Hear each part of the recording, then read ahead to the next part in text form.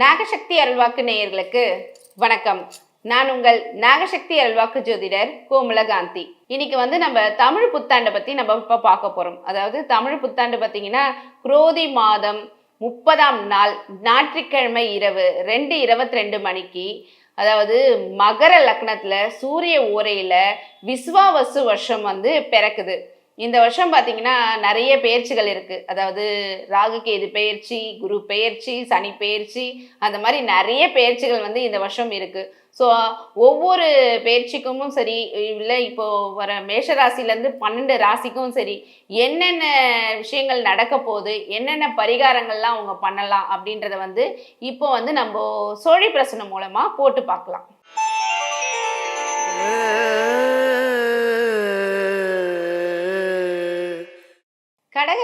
கடகராசிக்கு இந்த தமிழ் புத்தாண்டு எப்படி இருக்குன்னு சொல்லி சோழி பிரசனம் போட்டு நம்ம இப்ப பார்க்கலாம். ஓம் நாகத்வஜாய வித்மஹே நாகரூபாய தீமஹி தன்னோ நாகதேவி பிரசோதயா.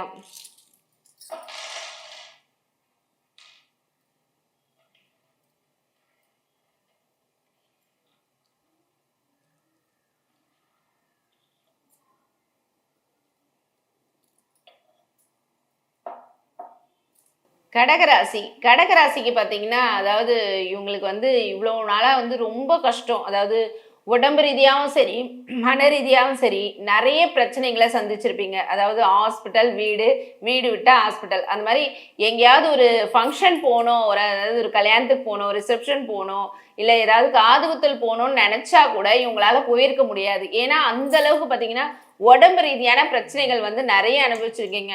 ஒன்றுமே இல்லை, வீட்டில் ஒரு விளக்கேற்றி சாமி கும்பிடணும்னு நினச்சா கூட உங்களால் கும்பிட்டுருக்க முடியாது. நிறைய பிரச்சனைகள் சந்திச்சிருப்பீங்க. அதாவது நேற்று தான் வாஷ் பண்ணி வச்சேன் பூஜை சாமான்லாம், இன்னைக்கு விளக்கேற்றலான்னு நினச்சேன், ஆனால் அது கூட என்னால் ஏற்ற முடியல அப்படின்னு சொல்லிட்டு நிறைய பேர் இந்த கடகராசிக்காரர்கள் ஒரு சின்ன சின்ன விஷயங்கள் கூட, வீட்டை க்ளீன் பண்ணி வைக்கிறது, வீட்டை நல்லா சுத்தபத்தமாக வச்சுக்கிறது, இந்த மாதிரி விஷயங்கள் கூட பார்த்தீங்கன்னா அவங்களால பண்ண முடியாமல் நிறைய பிரச்சனைகளுக்கு ஆளாயிருப்பாங்க. கடகராசிக்காரர்கள் பார்த்தீங்கன்னா எந்த ஒரு விஷயங்களும் பார்த்தீங்கன்னா அவங்களுக்கு பண்ணலாம்னு நினைக்கும் போது தடங்கள் நிறைய வந்திருக்கும். ஏன்னா அஷ்டம சனி பிடியில் பிரிச்சிருப்பாங்க. நிறைய உடம்பு ரீதியான பிரச்சனைகள், ஆப்ரேஷன் லெவல் கூட பார்த்தீங்கன்னா இந்த கடகராசிக்காரர்கள் போயிருப்பாங்க. அவங்களுக்குலாம் பார்த்தீங்கன்னா இப்போ ஒரு விடிவு காலம் பிறந்துருச்சுன்னு சொல்லலாம். அதாவது கடகத்தில் செவ்வாய் இருக்கிறதுனால கொஞ்சம் முன்கோபம் அதிகமாக வரும். இந்த பிபி, சுகர் இருக்கிறவங்களாம் பார்த்தீங்கன்னா அந்த பிளட் டெஸ்ட் எடுத்து எந்த அளவுக்கு பிபி இருக்குது, எந்த அளவுக்கு சுகர் இருக்குன்றதெல்லாம் டெஸ்ட் பண்ணிக்கோங்க. ஏன்னா இந்த வருஷத்தில் உங்களுக்கு இன்னும் பிபி ரைஸ் ஆயிடுச்சு, சுகர் அதிகமாகிடுச்சின்னு கூட சொல்லலாம். ஸோ அதனால் இந்த கடகராசிக்காரங்கள்லாம் பார்த்தீங்கன்னா பிபி, சுகர், இந்த மாதிரி ஏதாவது உடம்பு ரீதியான பிரச்சனைகள் இருக்கிறவங்களாம் பிளட் டெஸ்ட் எடுத்து அதுக்கான ட்ரீட்மெண்ட் என்னவோ அதை நீங்கள் ஸ்டார்ட் பண்ண ஆரம்பிச்சிட்டிங்கன்னா கண்டிப்பாக பெரிய லெவலில் நோய் வராமல் இருக்கும். அதே மாதிரி ரொம்ப நாளாக பார்த்தீங்கன்னா இந்த கடகராசிக்காரங்களாம் பார்த்தீங்கன்னா ஒரு விஷயம் பண்ணலாம் அப்படின்னு சொல்லிட்டு யோசிச்சுருந்துருப்பீங்க. அதாவது ஒரு தொழில் தொடங்கலாம், இல்லை ஏதாவது ஒரு பிஸ்னஸ் பண்ணலாம், அந்த மாதிரி நிறைய பேர் யோசிச்சுருந்துருப்பீங்க. இல்லை ஒரு சிறு தொழில் செய்யலாம்னு சொல்லிட்டு கூட, அதாவது ஒரு இந்த சிறு தொழிலெலாம் பண்ணலாம்னு சொல்லிட்டு ஏதாவது யோசிச்சிருப்பீங்க. அவங்களுக்கெல்லாம் பார்த்தீங்கன்னா இந்த வருஷம் நீங்கள் அந்த சிறு தொழிலை செய்யக்கூடிய ஒரு சூழ்நிலையை இந்த வருஷம் உங்களுக்கு உருவாக்கி கொடுக்க போகுது. அதே மாதிரி உங்களுக்கு 3ஆம் பாவத்தில் கேது பகவான் இருக்கிறதுனால தைரிய வீரியம் கொஞ்சம் குறையும். அதாவது 3ல் கேதுனாவே தைரிய வீரியத்தை குறைப்பாரு. அதனால நீங்கள் என்னதான் ஒரு கேது பகவான் குறைச்சாலும் நீங்கள் உங்களுடைய தைரியத்தை விடாமல், அதாவது தைரியத்தை விடாமல் நின்று நீங்கள் ஸ்பேஸ் பண்ணி எதுவாக இருந்தாலும் பார்த்துக்கலாம் அப்படின்ற ஒரு எண்ணத்தை மனசுக்குள்ளேயே வச்சுட்டிங்கன்னா இந்த மாதிரி பிரச்சனைகள் உங்களுக்கு வராமல் தவிர்க்கலாம். அதே மாதிரி பார்த்தீங்கன்னா சனி பயிற்சி நடக்கிறதுனால சனி பகவான் இவ்வளோ நாளாக 8ல் இருந்த சனி பகவான் இப்போ உங்களுக்கு 9ல் போகிறாரு. ஸோ 9ன்றது பாக்கியஸ்தானத்தில் போகிறதுனால ரொம்ப நாளாகவே வெளியூர் பயணம் போகணும், அதாவது வெளிநாட்டுக்கு போய் படிக்கணும், இல்லை வெளிநாட்டுக்கு போய் வேலை செய்யணும், எவ்வளவோ ஆப்பில் நான் ட்ரை பண்ணிட்டேன், எனக்கு வெளிநாட்டுக்கு போகிறதுக்கான அந்த வாய்ப்பே கிடைக்கலன்னு இருந்தவங்களுக்கெல்லாம் எழுதி வச்சுக்கோங்க. இந்த வருஷம் நீங்கள் வெளிநாட்டுக்கு போய் வேலை செய்ய போகிறீங்க. கண்டிப்பாக உங்களுக்கு உங்கள் ஃபோன் கால்ஸோ இல்லை ஏதாவது ஒரு விஷயமோ உங்களுக்கு கண்டிப்பாக கைக்கூடி நீங்கள் கண்டிப்பாக வெளியூர் பயணம் போகிறீங்க. அதே மாதிரி பார்த்தீங்கன்னா உங்களுக்கு 10ல் வந்து சூரிய பகவான் இருக்காரு.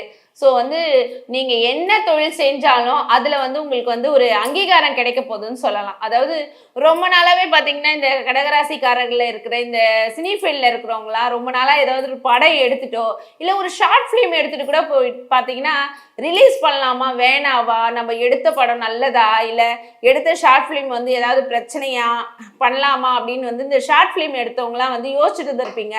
ஸோ அவங்கலாம் பார்த்தீங்கன்னா இந்த வருஷம் வந்து நீங்கள் அதை கண்டிப்பாக ரிலீஸ் பண்ணுங்க, சக்ஸஸ் தான் ஆகும். தாராளமாக நம்பிக்கையோட, அதாவது நான் சொன்ன பாருங்க, மூணில் கேது பகவான் இருக்கிறதுனால தைரியம் வீரியம் வந்து குறையும். ஆனாலும் அதே மாதிரி உங்களுக்கு பார்த்தீங்கன்னா 12ஆம் வீட்டு அதிபதியாக வந்து புதன் பகவான் வராரு. ஸோ புதன் பகவான் 12ஆம் வீட்டு அதிபதியாக வர்றதுனால சரி தூக்கம் வந்து பார்த்தீங்கன்னா உங்களுக்கு வந்து பாதி தூக்கமாக இருக்கும். அதாவது டீப் ஸ்லிப்புன்றது இல்லாமல் இருக்கும் இவங்களுக்கு. ஸோ அது மட்டும் வந்து இந்த தூக்க விஷயத்தில் மட்டும் கொஞ்சம் பார்த்து கேர்ஃபுல்லாக, அதாவது எந்த ஒரு யோசனையும் இல்லாமல் தூங்குறதுக்கு முன்னாடி சில யோகா பயிற்சிகள்லாம் பண்ணிட்டு தூங்குனீங்கன்னா கண்டிப்பாக உங்களுக்கு டீப் ஸ்லீப் வரும். அதே மாதிரி பார்ட்னர்ஷிப்பில் யாராவது, அதாவது உங்கள் ஃப்ரெண்ட்ஸ் கூடவோ இல்லை யார் கூடயாவது பார்ட்னர்ஷிப்பில் ஒரு பிஸ்னஸ் பண்ணிட்டு இருக்கீங்க அப்படின்னா உங்களுக்குள்ளேயும் பார்த்தீங்கன்னா தேவையில்லாத மிஸ் அண்டர்ஸ்டாண்டிங் வரும். ஸோ அதனால் வந்து தேவையில்லாத விவாதங்கள் பண்ணாமல் இருந்தீங்கன்னா பிரச்சனைகள் தவிர்க்கலாம். அதாவது உங்களுடைய முன்கோபத்தால் தான் அது நடக்கும்னு சொல்லலாம். ஏன்னா செவ்வாய் வந்து உங்கள் ராசியில் உட்காந்துருக்கிறதுனால முன்கோபம் வந்து சட்டுன்னு வரும். அது நியாயமான கோபம் தான், இருந்தாலும் வந்து எதிர்ப்பு, அதாவது ஆப்போசிட்ல இருக்கிறவங்களுக்கு பார்த்தீங்கன்னா அது வந்து தப்பாக தெரியும். ஸோ அதனால கோபப்படாமல் கொஞ்சம் பொறுமையை கையாண்டு சொன்னீங்கன்னா அவங்க வந்து அதை புரிஞ்சுப்பாங்கன்னு சொல்லலாம். பரிகாரம், அதாவது சூரிய பகவான் வந்து ராஜாவா வராரு இந்த வருஷம். ஸோ அதனால என்ன பண்றீங்கன்னா இந்த சூரிய பகவானுடைய தானியம்னு பார்த்தீங்கன்னா கோதுமை. ஸோ கோதுமை வந்து நைட்டு ஊற வச்சுட்டு காலையில பசுமாட்டுக்கு கொடுக்கணும். அதாவது எந்த டைம் வேணாலும் கொடுக்கலாம், இந்த நேரம் தான் அந்த நேரம்னு கிடையாது, எந்த நேரம் வேணாலும் கொடுக்கலாம். அதாவது பசுமாடுன்னும் போது 30 தேவர்கள் பசுமாட்டில் இருக்காங்கன்னு சொல்லிட்டு எல்லாருக்குமே தெரிஞ்சிருக்கும். ஸோ அந்த விதமான பசுமாட்டுக்கு வந்து நம்ம கொடுக்கும்போது நம்ம கிட்ட இருக்கிற பிரச்சனைகள் எல்லா விதத்துலேயும் வந்து நன்மைகள் உண்டாகும்னு சொல்லலாம், பிரச்சனைகள் தீர்ந்து. இப்போ நான் சொன்ன பலன்கள் எல்லாமே பார்த்தீங்கன்னா எல்லாம் பொதுவான பலன்கள் தான். அவங்கவுங்க தசா புத்தி ராசி கட்டத்தை வச்சு தான் வந்து முழு பலன்கள் வந்து கணிச்சு சொல்ல முடியும். ஸோ இந்த பதிவு வந்து உங்களுக்கு பயனுள்ளதாக இருக்கும்னு சொல்லி நான் நம்புகிறேன். அடுத்த ஒரு பயனுள்ள பதிவில் நான் வந்து உங்களை சந்திக்கிறேன். நன்றி, வணக்கம்.